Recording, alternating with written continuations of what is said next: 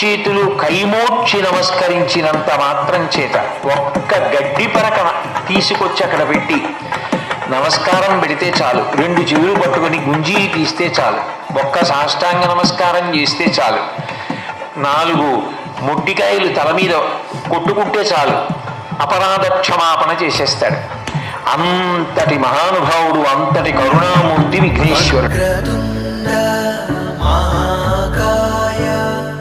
సూర్యకోటి సమప్రభ నిర్విఘ్నం కురు మే దేవా సర్వకార్యేషు సర్వదా. వక్రతుండా మహాకాయ సూర్యకోటి